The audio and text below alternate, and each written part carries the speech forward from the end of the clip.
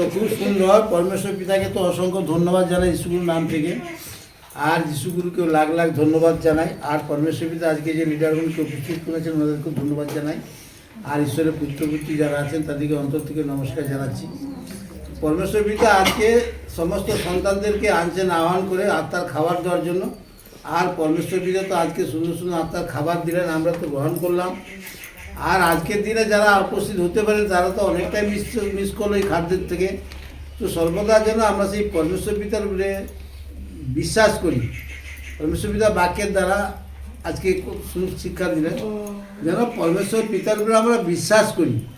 আর সেই আর আজ্ঞা, তিনি যে আজ্ঞাগুলো দিয়েছিলেন সেই যিশুগুরুর দ্বারা, সেই আজ্ঞাগুলো যেন আমরা পালন করে চলতে পারি। আর সর্বদা ঈশ্বরের কাছে যেন আমাদের কষ্টের কথা প্রার্থনা করি, জানাই যেন সর্বদা যেন পরমেশ্বর পিতাকে না আমরা ভুলে যাই। যেমন কি জেগে থাকার কথা বলছি, তোমরা সর্বদা জাগিয়ে থাকো। আমাদের সেই বাক্যে জেগে থাকতে হবে, সেই পরমেশ্বর পিতার বাক্যে আমরা জেগে থাকতে। আমরা কী করি, জগতের দিকে ছুটে যাই।